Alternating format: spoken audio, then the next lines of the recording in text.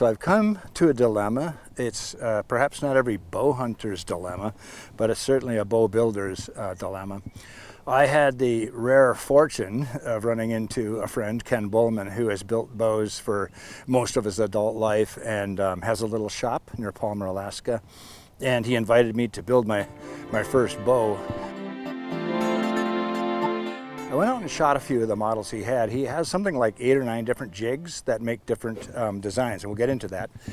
And you know, I fell in love with this one here. This is my first one. This is a longbow, but what you're going to find out is there's a lot of variations in designs in longbows. This actually has a slight recurve in it, and so it's called a reflex-deflex longbow. The riser is sort of like a recurve in the sense of the handle, but the rest of it acts like a longbow.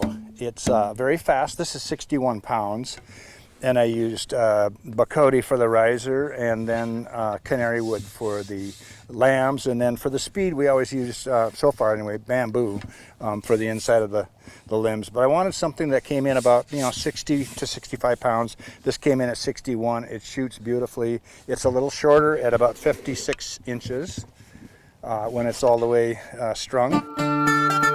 And then I decided to try this other one. He gave me what we call an ASL. The ASL stands for American Semi-Longbow. Quite a bit longer. This one stands as tall as I am. I think I'm 5'8", and this one's taller than me, so maybe it's 5'8" and I'm 5'7". I'm not sure, but very smooth.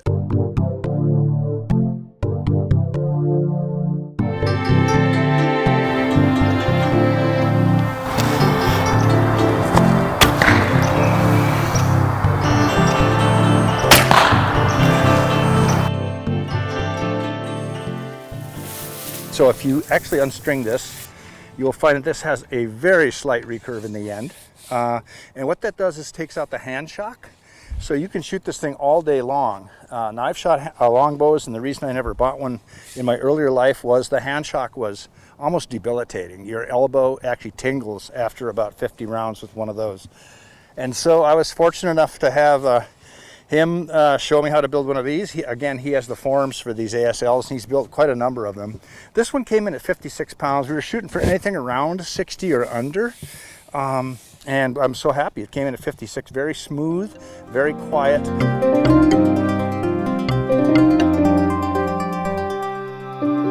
And Ken is so methodical in how he gets everything right. There's no holes to plug, so our laminations are nice and tight, and we get all that strength we can out of the bamboo.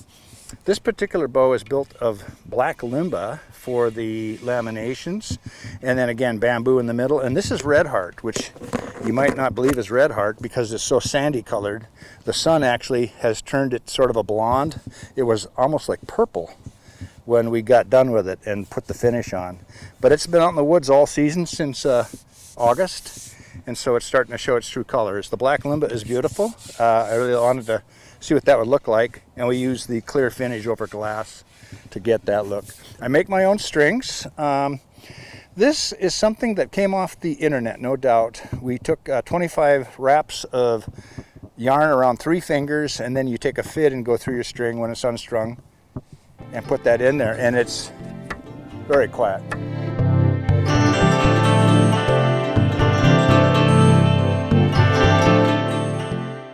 Now you're probably wondering, these are awful long to pack around in the woods or get through the brambles with.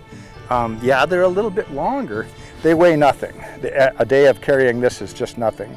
That's one of the offsets. The other way is you actually learn to move through the grass and through the brush.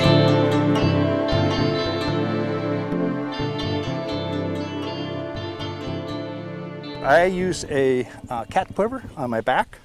And so I don't have any arrows out here to get snagged on anything. I like this cleaner style to get through the woods. And so that's worked really well with me.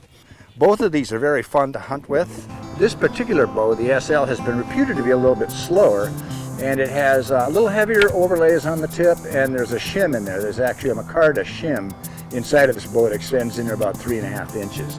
So there's some fundamental differences there. We tillered this down. It came in at 61. We had to tiller it to make things finish out. We lost some poundage. It came in at 56. So more about that, these tips on these bows. When we were building this ASL, it's thicker, it's 7/16 on the tip, and then on the R&D, it's 3/8. Ken, my friend, spent a whole night doing the calculations of the glass thickness, the lambs and everything to come up with something that would fall right in the 60-pound range with this bow. When we put it on the Tillering tree, it was 71 pounds, and we knew we better take it down. Ken doesn't like to go below 3/8 inch at the tips for his width where the knock is and the string comes in. And so we went down, and that left it at 61 pounds when we got to 3/8. And he said at the time, this is going to be a very fast bow. And I didn't know what he was talking about at the time, but apparently as you add more tiller and make your tips lighter for the poundage, that adds speed to the limb, or adds speed to the limbs, which gives you speed to the arrows. This is the ASL.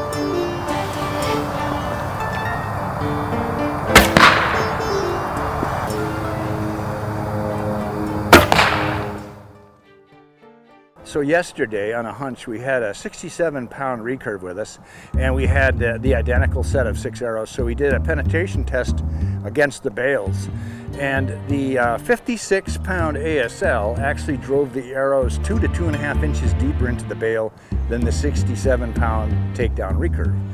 So then I thought, well, what would happen if we pitted the ASL against the R&D? So we'll go take a look at those arrows and the penetration now. Just shows you kind of what you got there to work with between the two different designs. There's a lot of designs out there, a lot of different jigs floating around in the United States. If you get your chance to build something, I would urge you to try it. It's kind of another side of bow hunting, that's for sure.